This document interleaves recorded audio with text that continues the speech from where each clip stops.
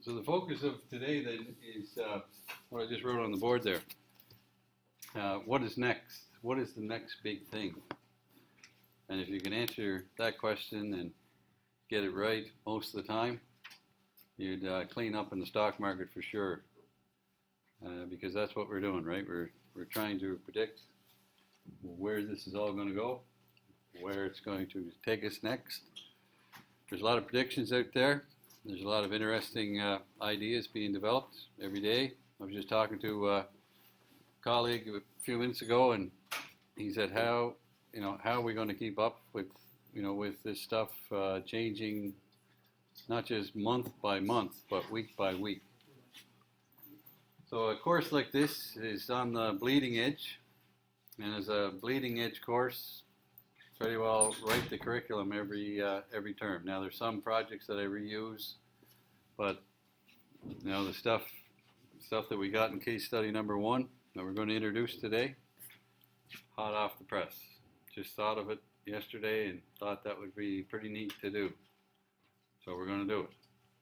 And I think there's a lot of new learning in there that we can get from case study number 1. So we are going to talk about that. We're going to introduce it. We're going to review project 1 because it's coming up. The due date is the 20th, right? So we got the rest of this week to work on it. So we're going to do a couple of steps in project 1 together. Make sure that everybody's got it on the go and got most of it done, if not all of it, by the end of the week. Looking good. And chapter 3 then is a look at organizational strategy and technology and how it impacts the organization. And chapter 3 assumes that, I guess, you didn't take Business 101. So it tells you what an organization is. It tells you what Michael Porter's 1985 paper on strategy was all about. It tells you about the value chain. But you all have that from Business 101. And for those that are joining us from other faculties, that's great because they took a whole course and shoved it into part of 1 chapter. So you'll be able to read up on that very quickly. I'm not going to spend a whole lot of time on the slides today because it is stuff that you've seen before, right? It's competitive advantage and it's right from Michael Porter. I do have the slide deck loaded. We will pop into it, kind of get some focus points and then head off in another direction. There is such a thing, I don't know if you know it or not, but there is such a thing as death by PowerPoint. Yeah, people have been known to die from too much PowerPoint. Yeah, so hopefully that's not going to happen. And I've had people fall asleep in class from PowerPoint.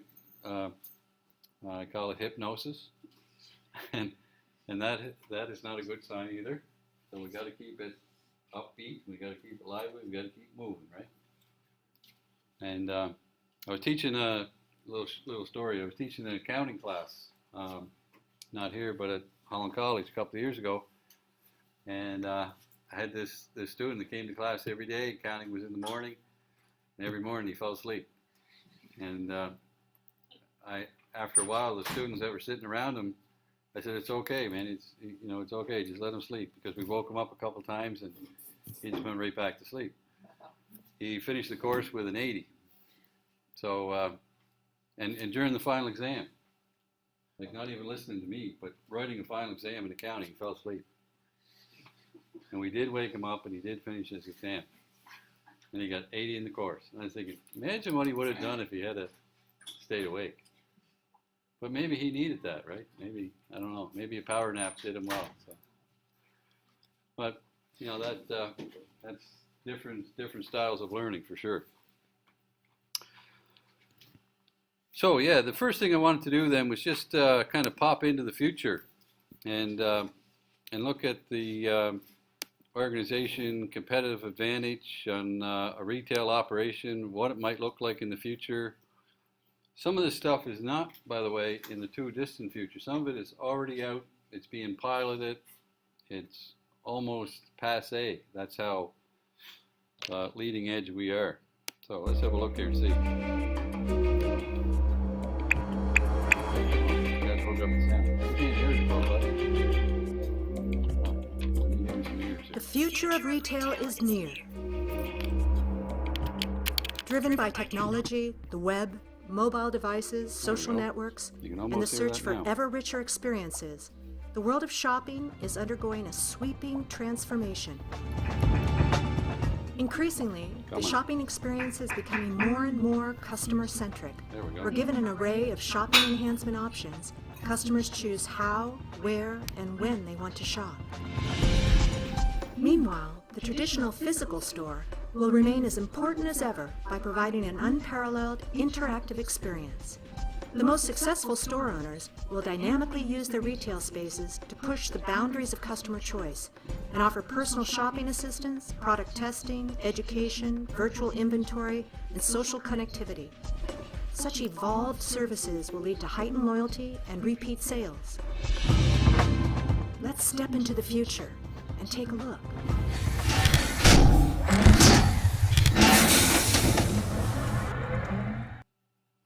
Let's take a quick tour of this immersive and interactive solution. As you approach the experience, a colorful carousel of fashion items attracts your attention and invites you to interact. As soon as you touch the screen, you enter the Browse Apparel mode, where the fashion items snap into view for quick browsing. Here you can use a multi-touch feature on the large screen to quickly locate, enlarge, and select what you like. You can also obtain detailed information about every garment in the inventory. There are some intuitive browsing tools in here.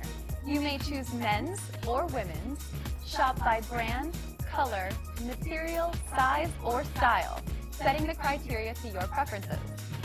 I'll put this into my favorites folder, and then grab a few more items to go with it. And if I want to see my personal shopping history, I can look it up with a swipe of my loyalty card. Now let's see how well they work together. So now let's take a look at the Create Outfits mode. Here I can quickly combine images of tops, bottoms, and accessories to see how well they work as an outfit. I can even layer different elements to create a more complex look, such as this. At any time, I can go back to Browse Apparel and search for more possibilities. Now that I've got a nice group of favorites and an outfit I like, I can do other things with my selections. I can send a snapshot of the outfit to a friend via email, or I can try on my selections by sending the list to a store associate who will bring them to my dressing room. I can even purchase my favorites right here, or send my favorite images to my friends and myself to shop later from home. The Intel Retail Interactive Fashion Experience concept represents a new form of shopping that combines the best of online and in-store.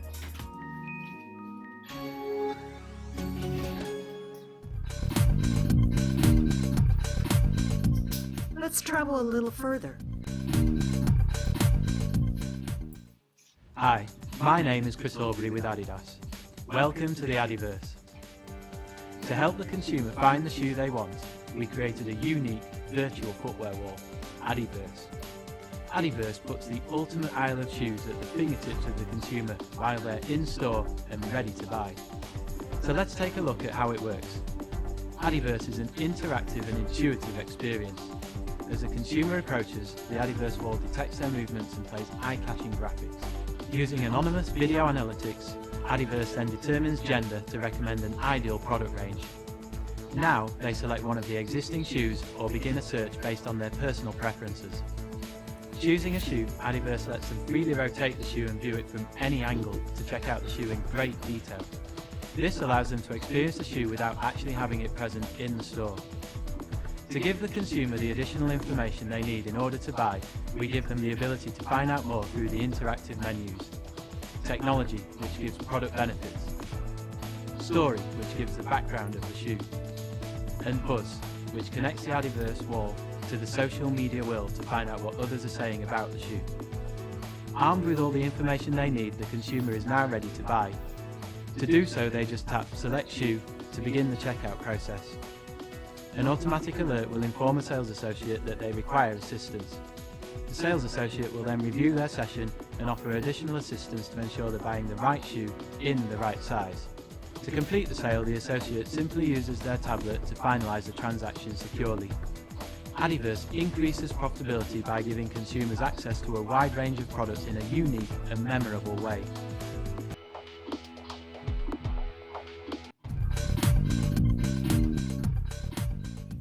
And further still.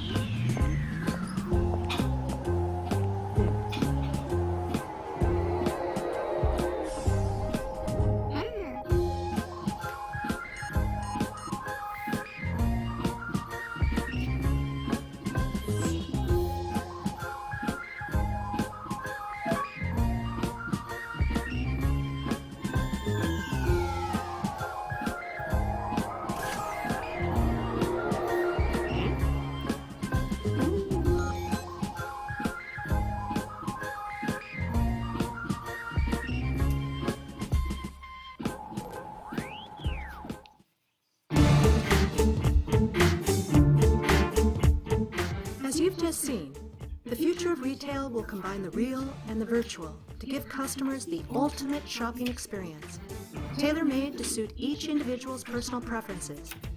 Retailers who embrace this future trend will reap the rewards of heightened customer satisfaction, increased sales, and greater company profitability. Are we ready to step into the future?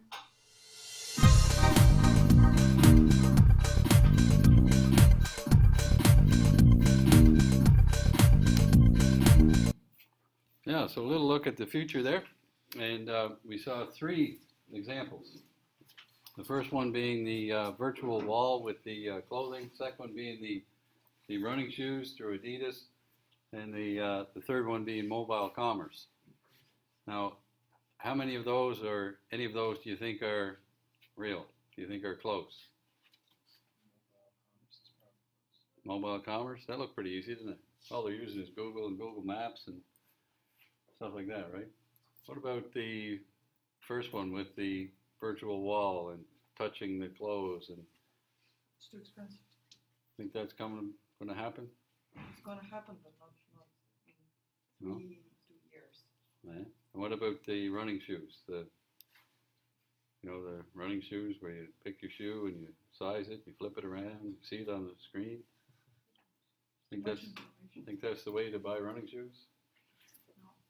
No? It may not be, right? But all 3 of those are here now. So they say that that's the future. Well, the future is now.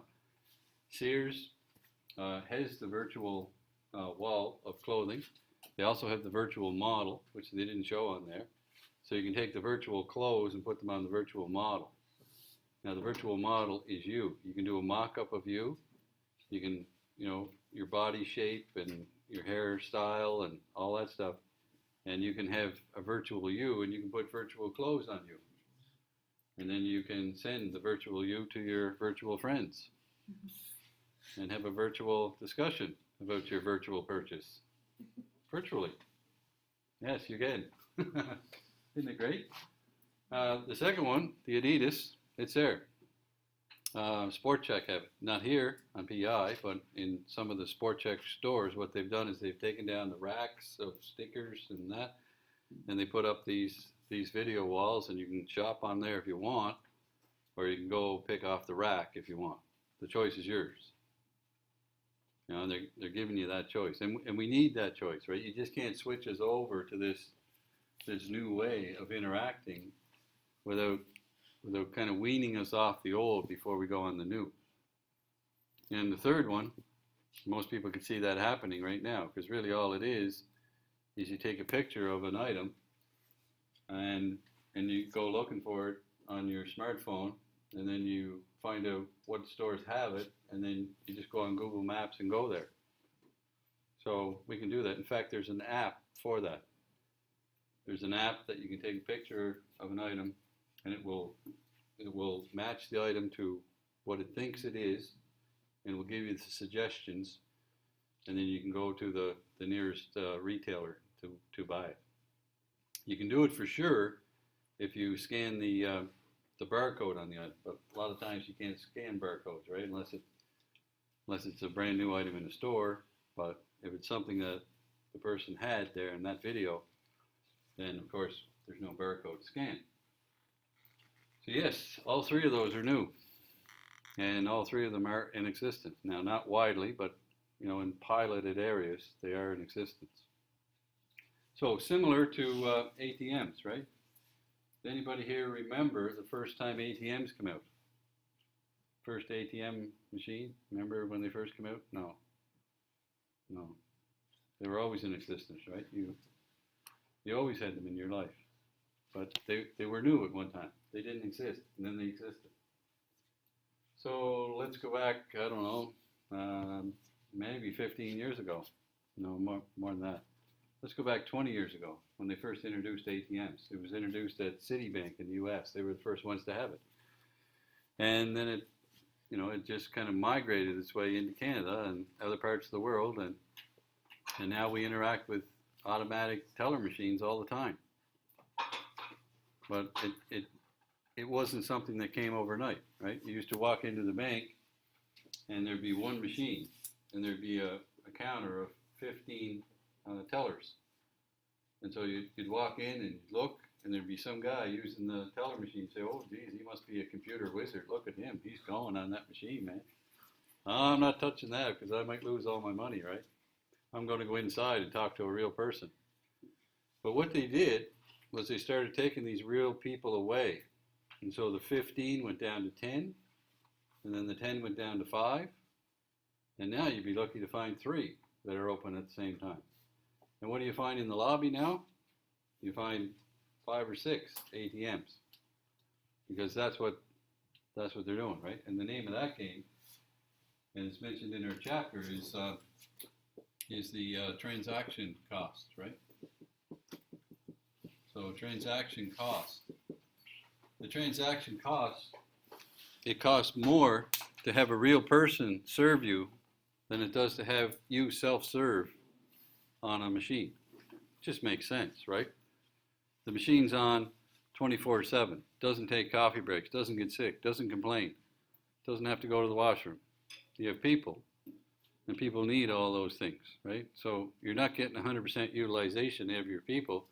In fact, you wouldn't want to get 100% because that wouldn't be good. That wouldn't be fair. So if we can get even 60, 65% utilization out of an 8-hour day, we're doing well. You know, you count up all the breaks and everything else, my God. You know, it's not a full 8-hour day. Even though you're paying for 8 hours, you're not getting that person for 8 hours. So, yeah, if you can cut out the transaction costs, and that's a polite word for people, and move, you know, that to technology, then, you know, that goes a long way in your competitive advantage, in moving your organization forward with technology. Now, there's, you know, a lot of people that are kind of mulling that one over and saying, wait a minute now, I might be one of those people that lose my job to a machine. Yeah, you might be, right? And over the last 30, 35 years, there's been a lot of people displaced. Displaced, which means that they may be useful in some other part of the organization. Their skills just aren't needed right now for customer service because their customers are serving themselves. So a lot of those jobs have gone away, right? But a lot of knowledge worker jobs have been created in place of that. And some of those people have been retrained, and some of them are no longer with the organization, and but the jobs are still there, but they're in a different area.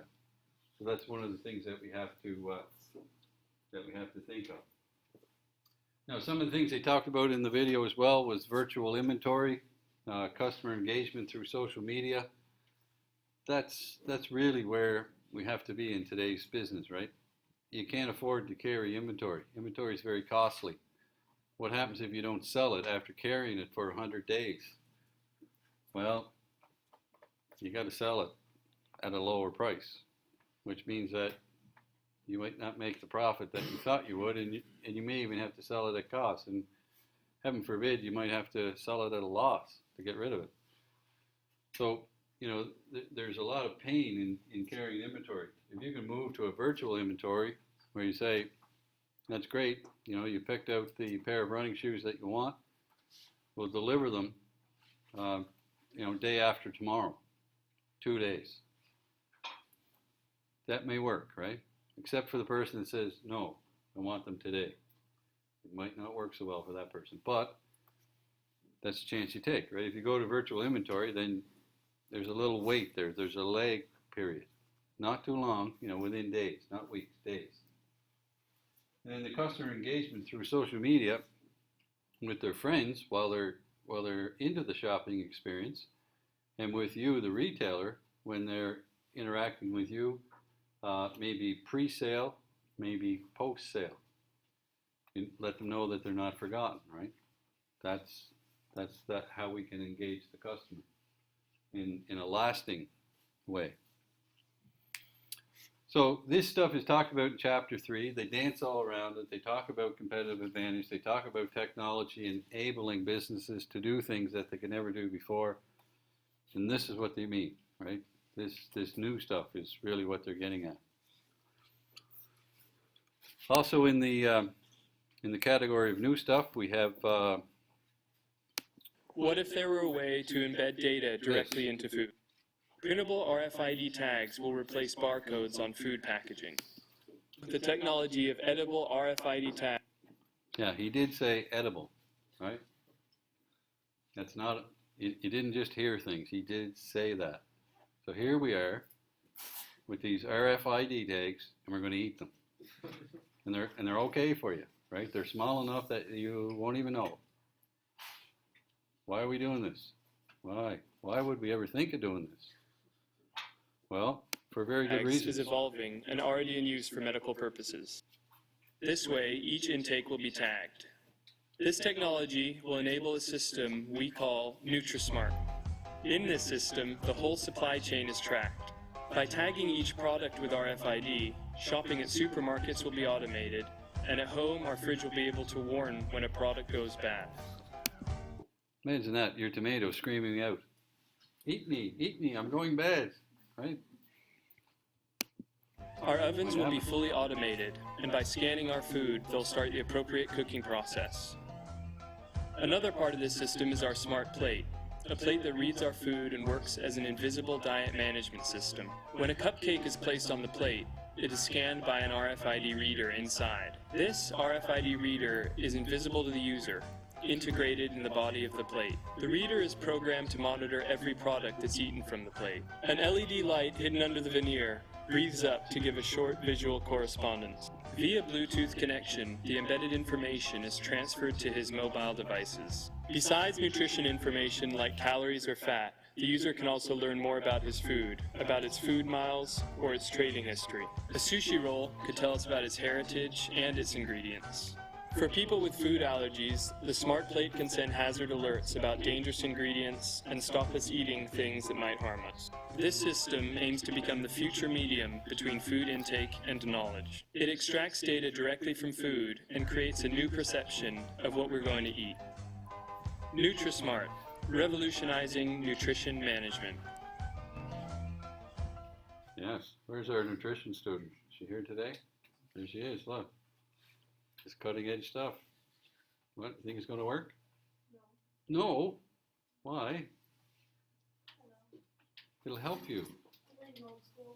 It'll help you. You know, instead of telling people that cupcakes aren't good for them, put it on the Smart Plate and let the computer tell them it's not good for them. They still eat it, right? Yeah, that's right. You can't fix stupid, can you? No. We're still going to eat the stuff that's not good for us, no matter what they tell us, just because. Yeah, and it's that type of resistance that, you know, some people will use it, some people won't. It's like the ATMs, right? There's still people today that won't use ATMs. What kind of people are they?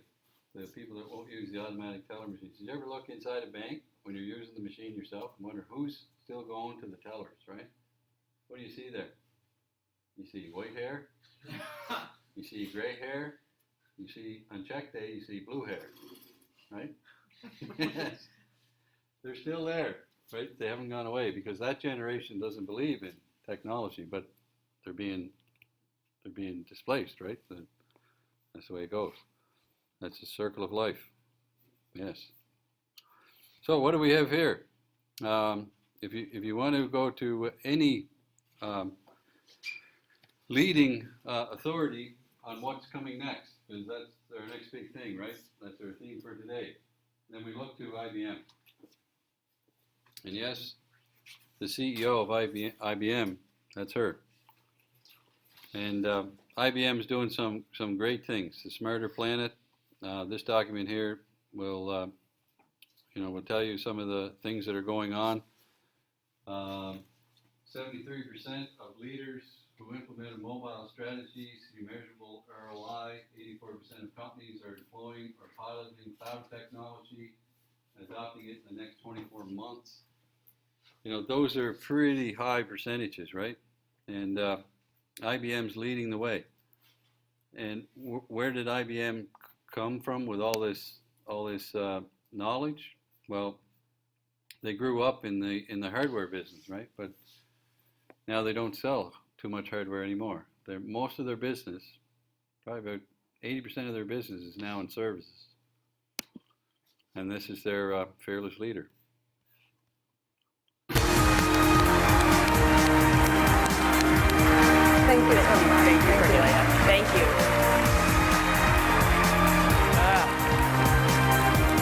Well, welcome to everyone, but let me first start by thanking the Deputy Prime Minister, because I can't thank Singapore enough for the partnership they've extended to the IBM company this many years, but also I think this is a wonderful time for Singapore. I've told many of you, I believe information and analytics is going to be the basis of competitive advantage for all companies going forward. And with the plan that you've laid out, I think you put Singapore right at the center of that. And that's a global mission for the world. So my hat is off to Singapore and the leadership role that they'll play. Thank you for starting our day. Now, there's also some other important people here. All of you as our clients. So let me do the first thing, which is to thank you very much for allowing IBM the privilege to serve you. And as I always tell my own team, the most valuable thing you could give us is your time. So thank you very much for that today. And I'm going to hopefully kick off what will be a wonderful use of 3 days of your time. And I want to start with sharing a point of view, and maybe it's a broader context for the discussion that will happen over these next. There, you stopped her. Good. Stopped her just in time. Because, what we wanted to get from that was the fact that here she was in an audience in Singapore, and the CEO of IBM, right? And she said one important thing there right at the start: analytics is the basis for competitive advantage, right? Chapter 3 is all about how do we get competitive advantage. And she's telling us that it's analytics. What does she mean by analytics? What's that all about? Comparing, analyzing information. Analyzing information, right. And analyzing information is easier now than it's ever been. And what we're doing in some of our projects, starting with Project 1, is we're analyzing. We're slicing and dicing information. We're summarizing information. We're turning it, using a pivot table. We're turning it a different way, and we're looking at it, and we're deriving some knowledge from that. And that knowledge will conceivably help us make a decision if we, in fact, had to make a decision from that information. So that's what she's getting at, right? And you've all heard of Google Analytics. Well, we're going to explore the world of Google in a minute, but yeah, there's great analytics that you can get there from Google, and it's free. They've already got the numbers for you. They've already put the numbers into nice charts for you, and you can see your website and how well it's doing versus your competitors and versus your whole industry if you want. And so that type of information is easier to get than it's ever been before. And it's brought to you by those bigger players like the IBMs of the world and the Googles of the world. And if we pop in for a minute to see what Amazon is thinking, this is a neat concept. I just read this afternoon. In fact, the book is not even published yet. It's a book, the title of the book is called Touch, and it's by Todd Maffin and Mark Blevis. And it said, some companies are working towards anticipating purchase before customers even commit to buying. A recent patent, and Amazon filed a patent on this, with what they're calling anticipatory package shipping. The Amazon system identifies near purchases, like the act of placing items in a digital cart, adding items to a wish list, or even a long cursor hovers over specific items listed on a website and begins the process of shipping based on that behavior. Packages are sent to shipping hubs or directly to trucks in anticipation of the purchase button being clicked. This would let Amazon ship copies of a popular book on the day it's published, for example. To reduce the number of returns, Amazon is saying it might offer a steep discount to deliver the product anyway. So let's say, you said I fooled you, I didn't actually buy it. And they'll say, well, we have it, it's 10 minutes away from your door, here, we give you 40% off. Boom, you might buy that, right? You might buy it. And you might, if you decide, no, I don't want it, they might give it to you as a gift, a gesture of appreciation for them getting it wrong and you getting it right, so on and so forth. No hard feelings. And so that's the kind of stuff that they're gone as far as to patent that. Anticipatory package shipping. And it's all because you hovered over something too long and you set off the alarm bells. Ooh, they're going to buy that. You better get it in the truck. Get it there now, right? Yeah, that's pretty far out there. And this is, you got to understand the person behind this thinking. Beddoes, the founder of Amazon. Right? He's thinking about his next big thing, right? His next big thing is stuff like this, stuff like drones picking up packages that weigh less than 10 pounds, flying through the air, drop them off at your door. That's going to happen. It's got to happen, right? It's going to take all kinds of trucks off the roads. It's going to take a lot of the pollution away. It's going to take jobs away. But those people will find another place. They'll be happy. We'll take care of them, right? It's got to happen. So it will happen. And so will this anticipatory package shipping. It will happen. Mainly because it has to happen. Yeah. So yeah, there's a lot of next big things. But to to look at what we're told from Chapter 3, and this is just the added piece from Chapter 3 that's online. So if you go to the link at the top of the page where it says online website for this textbook, this is where you'll find things that they didn't print in the book, but goes along nicely with Chapter 3. And this is, as you can see here, from our book, and it's Managing the Digital Firm, and it's by Loudon and Brabston. And that's what they open with, right? The internet, mobile platform, and technology convergence down here. And you see they come right out and say it, right? They said, one of the most frequently asked questions by Wall Street investors, journalists, and business entrepreneurs is, what's the next big thing? What's it going to be? And they're telling us that the next big thing is right in front of us. And we just haven't put the pieces together yet, but we have all the pieces, right? And the pieces they talk about are listed here. So what we have to do is bring everything to a common platform. And who knows what this common platform will look like? But here are the players. There's a $1 trillion computer hardware industry. There's a software industry that is part of that $1 trillion too. There's also a $250 billion consumer electronics industry. So you've got 1 trillion. You've got 250 billion. You've got 1.6 trillion communication industry. That's traditional and wireless telephone networks. And then you've got a 900 billion content industry from Hollywood, movies, music, text, research industries, and so on. So what they mean by convergence is they mean that we can wrap these all together.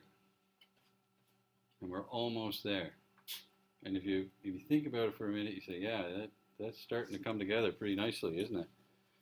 The devices that we now slip in our pocket, we don't even think of.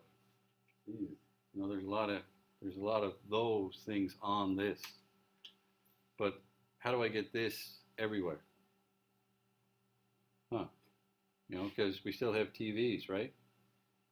And we sometimes still have digital video players, and we have PVRs, and we have fiber, and we have, set-top boxes that we put beside our TVs that connect wirelessly to content that we stream. Yeah, we're getting there, right? It's coming. It's close. You can feel it close. It's coming. So that's is what they're saying is the next big thing, and it's right in front of us now.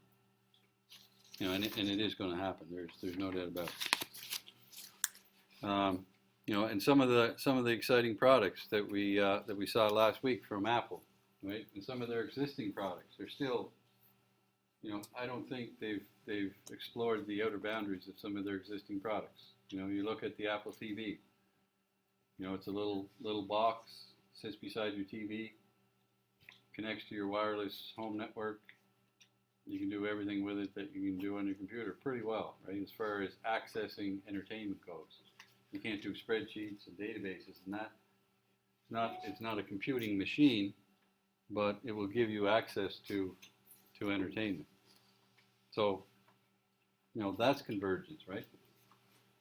So we look at what they're calling the changing contemporary business environment, under the headings of the internet growth and technology convergence, transformation of the business enterprise, globalization, rise of the information economy, and emergence of the digital firm. So these are kind of like the headings that they attack it with, and these are all of the things that they've said have already occurred, right? Like, so for example, under transformation of the business enterprise, they have flattening. Organizations are now flatter than they've ever been before. Why? Because people don't need multiple people looking over their shoulder, telling them what to do, right? we're now employing more knowledge workers, and there's smarter workers for a smarter planet, right? That's what IBM's all about. And decentralization, the fact that people don't all have to be huddled under one roof to get something done. You can get something done halfway around the world. In fact, it's probably better to think that way, because now, if you're thinking that way, you can be running your organization 24 hours a day, right? Because here, here, if it's 4:30, 20 to 5 here, then it's, 4:30, 20 to 5 in the morning somewhere else. And people will be getting up shortly and going to work, where we're going home. They'll just be getting up and going to work. The 24-hour organization. To make that work, what do you need? Well, you need good communications, right? You need smart people. And you need to spread them across time zones. Lots of companies are doing that. In fact, there's companies right here in PEI doing that. There's a company in Summerside that's into the health imaging business, and that's what they do. They have they're owned by a parent company, and they have 24-hour operations. Around the world, there's somebody always on 24 hours. And they pass work off to those people. So when these people are going home at 4:30 in the afternoon, they just say, hey, by the way, this is what I was working on today. It's your turn. Here you go. And they pass the work off to that person. And that person picks it up. Great, thanks. I'll work on it from here. Boom. So that person goes home, has supper, goes to sleep.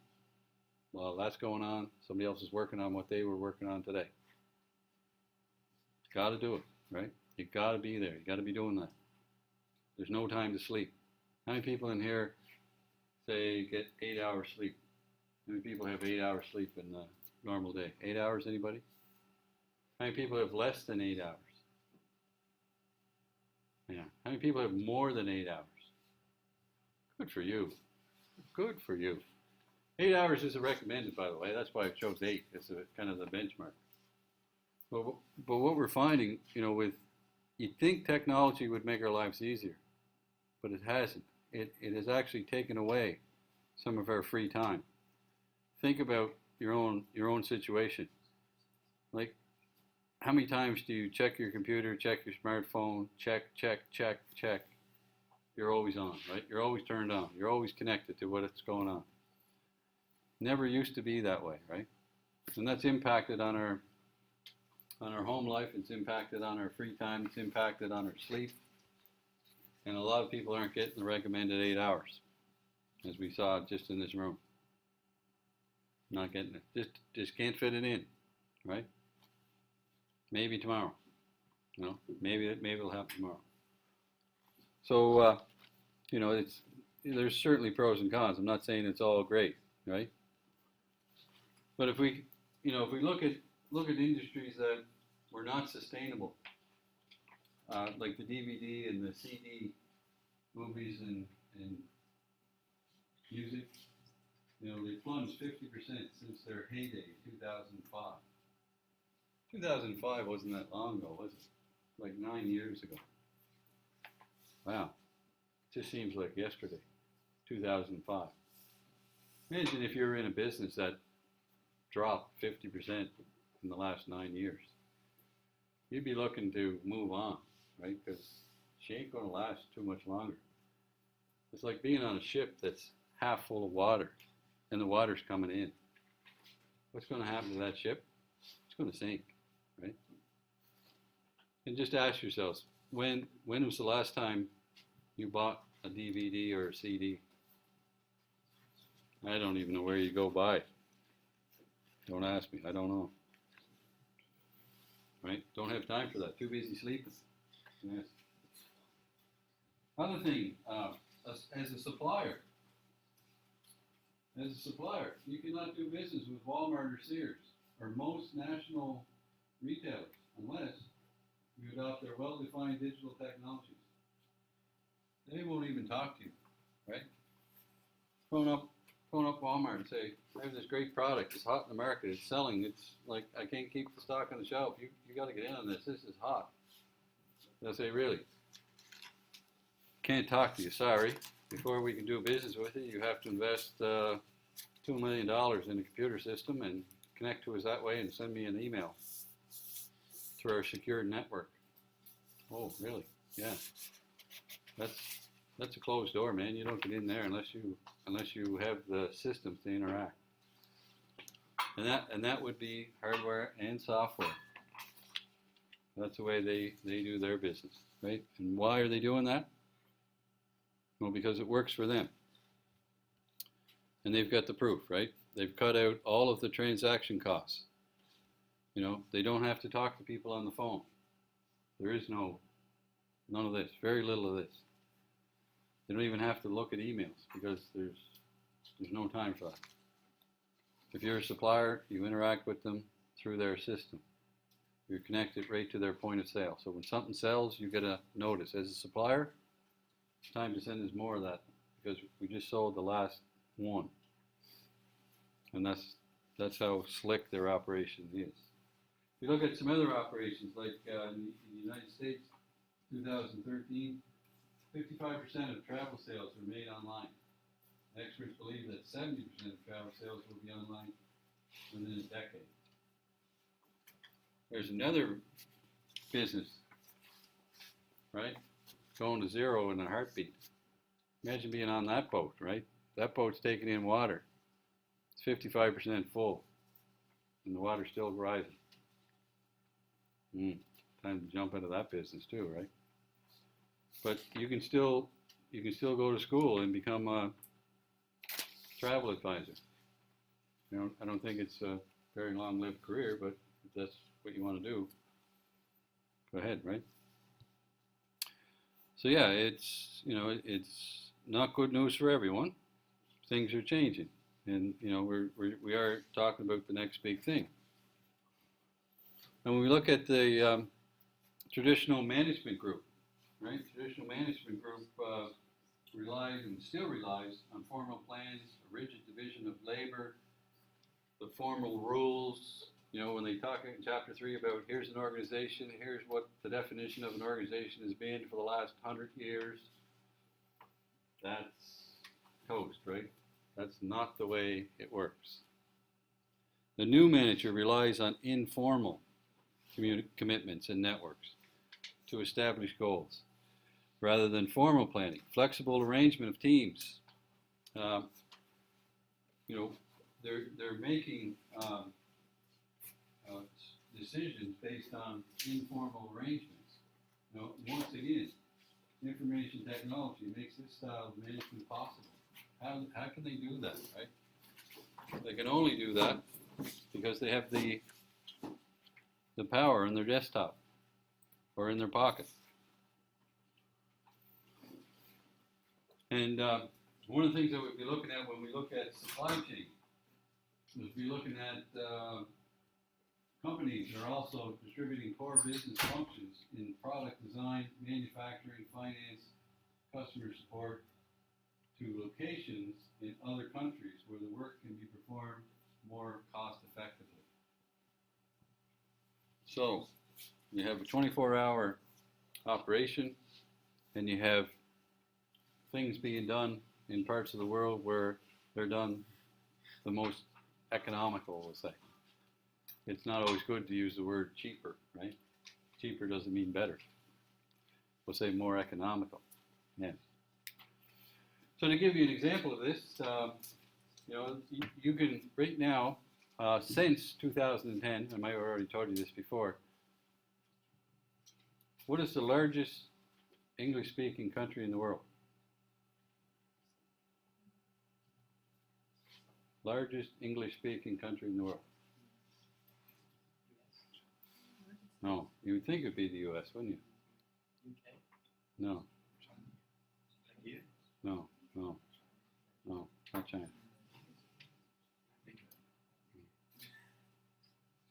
India. Did you say India? Yeah. I thought you said China. It's India. Yeah. India is the largest English-speaking country in the world. And they have been since 2010. That's when they became the largest. Another thing we've got is we've got highly educated people. More people in India have post-secondary degrees than any place else in the world. So now you start to look at English speaking, highly educated, and what's the kicker? The kicker is $15,000 a year is a lot of money in India. So here we go. Let's say you're doing up your labor budget, right? You got $75,000 to hire a person to do technical support. $75,000. You can hire one person in Canada. Benefits and everything in, that's one person. Okay. What can you do with that $75,000 in India? You can hire 5 people. Contract. Yeah. So, English speaking, highly educated, and $15,000 is a good yearly income. There you go.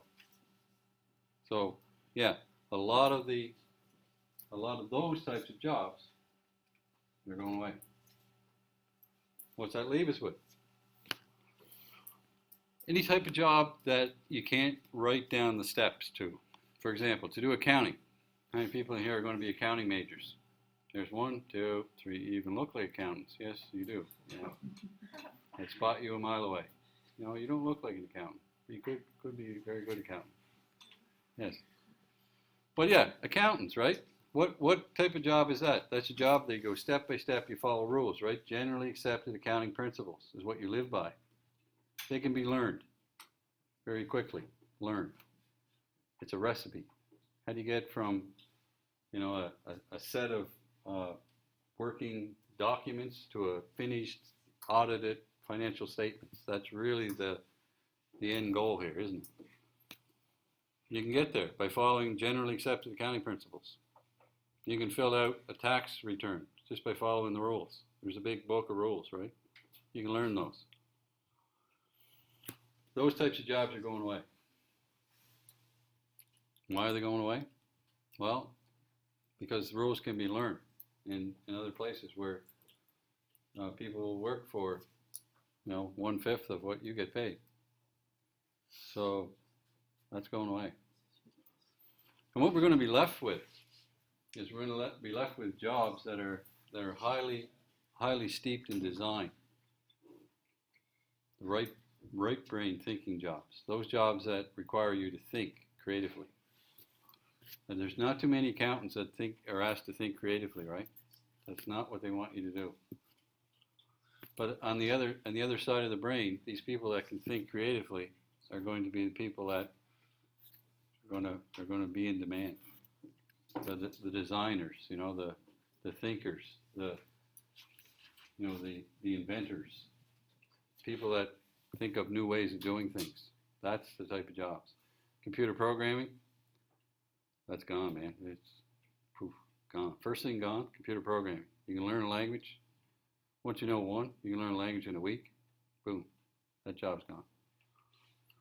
Any of those types of jobs, financial analysis, accounting, computer programming, you can write down the rules, you can sub that out, and that's gonzo.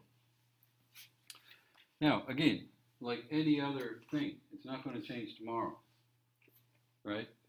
It probably will not change in your career. You'll probably have a very successful career. But it's going away, right? The water's coming into the boat. That's what I'm saying. Yeah. So, interesting look at some of the material that they didn't print in our book, and that's listed on your Moodle page as well. And it's right there under the changing business environment. Good. Okay, let's talk about something new. Our new case study. Yes, it's a while off. It's not due until October 18th. But it's exciting because it's new. And it's Google. And Google's always exciting, right? So what you're going to do is you're going to use Google Sites and Google Forms. How many people have used Google Sites before and Google Forms? Yes, good. Oh, yes. Yeah. Yeah, so what you're going to do is you're going to create a site, a website. But I don't want you to learn anything about the programming world, because we're going to do it using point and click. And you're going to create a form, and you're going to put the form on the page, and the form is going to collect data, because you're going to put in data, and that data is going to be saved, and this is all in the cloud, right? You don't install anything on your computer. It's all in the cloud. And that data is saved in the cloud, and then you're going to use that data for another case study that we're going to do. Yeah. So you it's pretty straightforward. You start up Google Sites, and everyone here has a Google account already, and it's preferable if you have a personal one, it's preferable that you use your UPEI one instead, because you'll get a few more apps and a few more gadgets if you use your UPEI one. Like, they're there in your personal one, but you got to go looking for them, and it's not pretty.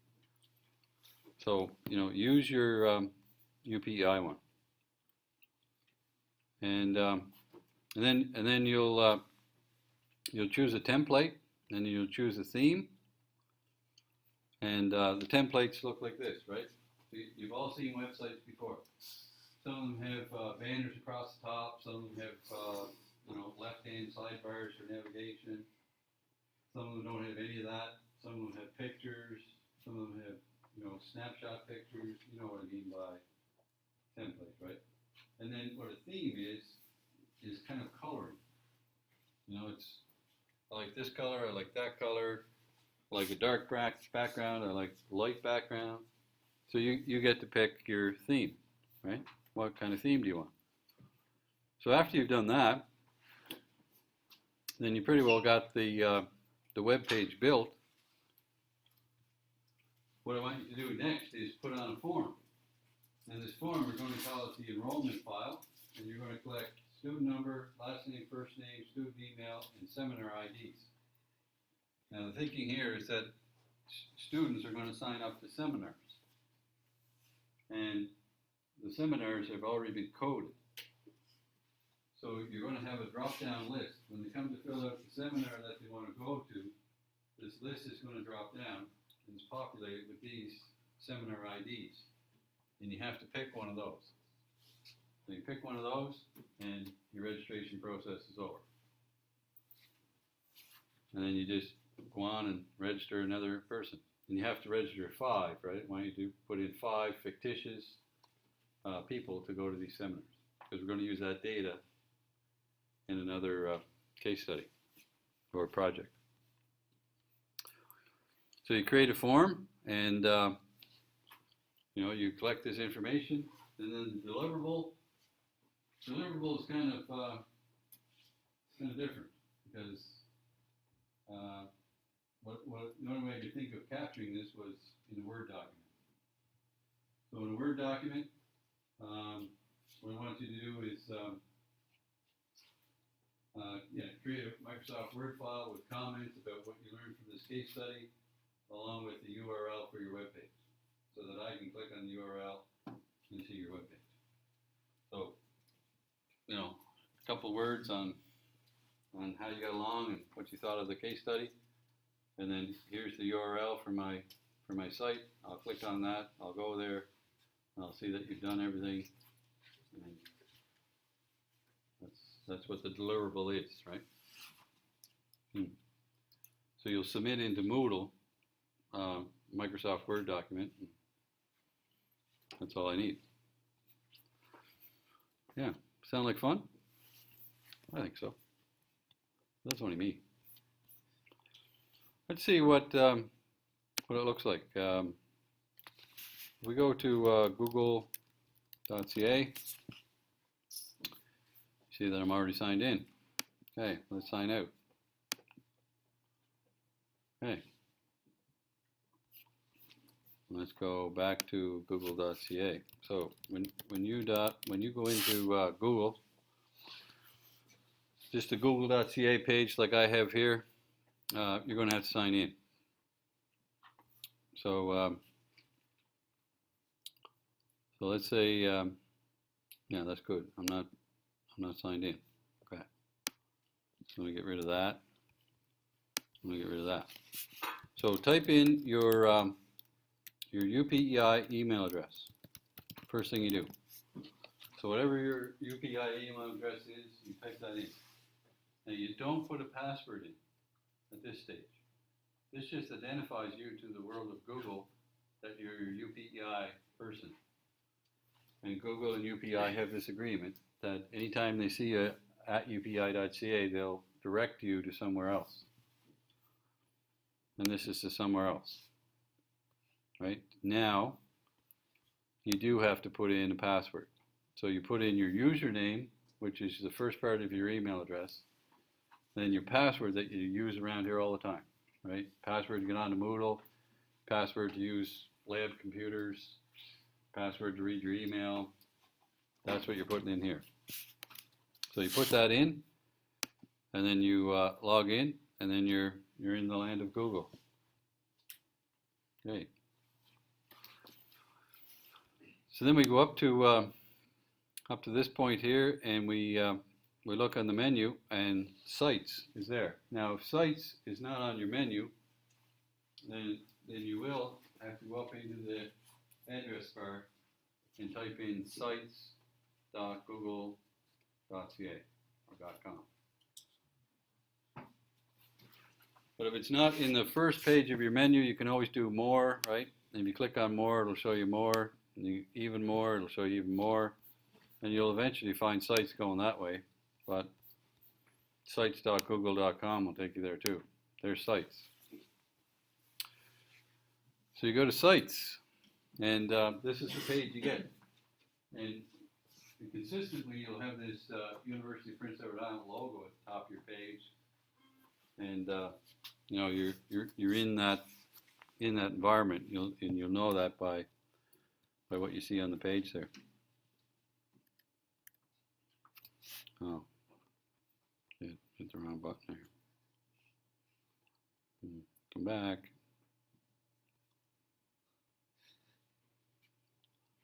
I'm in magnification mode here.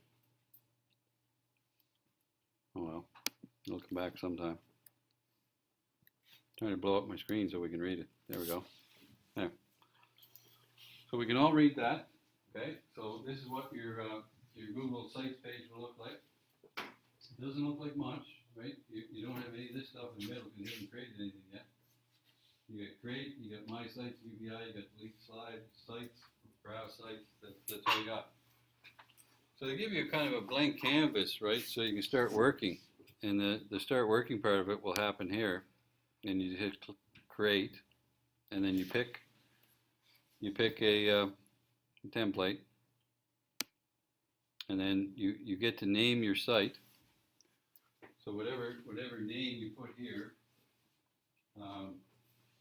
that will show up at the top of your page, and then the name that you put here will come after this big URL. So it's sites.google.com/a/upi.ca/ whatever you put here.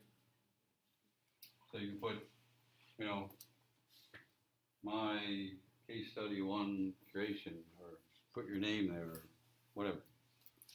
And that becomes your URL. And that URL is live. Like if you send that to anybody in the world, they'll be able to bring up your site. That's kind of neat.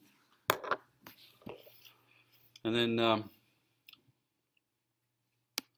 what else we got here? That's it. So once you go through that create process, you'll have everything done, everything created. And that's really starting to bother me. Ah, there's the turn off button. Turn off. There, go away. I do that all the time on the Mac, right? I do Command plus to blow up the screen, and it starts up that magnifying glass. Okay, so let's just take my screen back to normal size. There we go. So this is just like a sample, right? Don't take this as a solution. This is not a solution. This is just a sample of what it might look like. So, you know, this is just a little page that I created. It's called Seminar Registration. You come down here and I put in the student ID, you know, 1, 2, 3, put in the name, and put in the, I didn't make a slot for last name, so I'm going to put last name in there, okay? So yours will have first name, last name. Mine doesn't. I have address, and I think I asked you to put in the email address, but not the address. So there's another difference, right? So like this is just a model. Don't take this as being, you know, exactly what you have to do. It's close to what you have to do. And then here's the drop-down list, you know, with seminar IDs. You pick one of them. And then finally, there's a submit button. Oh, there you go. So your response has been recorded. Submit another response. So you could go back to that form, and you could fill in another one, right? So in behind the scenes, what's happening with this data is living in the cloud. And we'll go see it in a minute. It's there. It's behind this page. It's being saved. But before we get into that, let me just show you what else is taking place here. There's an About Us. And in the About Us, you can use all kinds of these Google gadgets, right? Here's just a little example. If you wanted to do an About Us page, you could put a map, a Google map on your About Us to show people where you're located. You can also put in various things. Like if I go into Edit, I just have to click the little pencil up above. I can go into Edit. Look at all the things that you can insert. You can insert links, images, table of contents, recent posts, text boxes. Over here you can do app script, calendars, charts. You can go to your Google Drive and you can grab documents, drawings, folders, forms, images, presentations, spreadsheets, videos. Google Plus, you can post photos that you might have in your Google Plus account. You can do group things on this. You can even put a button on your page to launch a Hangout. So if you have a Google person that you want to contact, you can have a button that says click here to hang out with so and so, and it will ring them up on their computer, and you can talk to them. And you can put a YouTube video in there too. So in this little menu, you can do a lot, right? You got insert, format, table, layout, and help. And that's all it is. You know, and you just make changes to your site and you save it. And that's all there is to it. So it works pretty good. You know, it kind of gives you that exposure, I guess, and that's what I was hoping to do with these case studies, to kind of expose you to things that, you know, you have available, but you may not be using to the full advantage, because you have a Google account. You may not, you know, have used all this stuff before. So let's just go into Google Drive then. Google Drive is like your USB stick in the cloud, right? If you're not using your Google Drive, you should be, because you can keep all your assignments, all your work. Instead of carrying around a USB stick, throw everything up in Google Drive. Right? You can get to it from wherever you are. Here's the registration. I told you it was saving. No, that's the form. Let's go back to the drive here. That was the form. You have to create the form and then put the form on the page. Here's the responses. Now you see the way the responses come back. Very nicely, right? Too bad I didn't put in 2 different records. I'm not too creative, am I? No. So if I had it, right, I would have had 2 different records, but those are 2 entries, and you're going to put in 5. But look at what it is. It's a spreadsheet. And that spreadsheet, you can download it to your Excel, and you can do all kinds of wonderful things with it. And then you could send it back up if you wanted to. So yeah, this data is being captured and saved, and you can get to it and download it and do analytics on it and figure out, you know, what's going on. So if this was a survey, this would be a great application for a survey, right? Send a survey out, make up your questions, then you've got all your analysis right here. You've got all your answers. You can do stats on this, and you don't even have to leave your own Google account. So, yeah, it's pretty good that way. Google Sheets. Yeah, that's what they call it, Google Sheets. Instead of calling it a spreadsheet, they just call it Google Sheets. Kind of neat.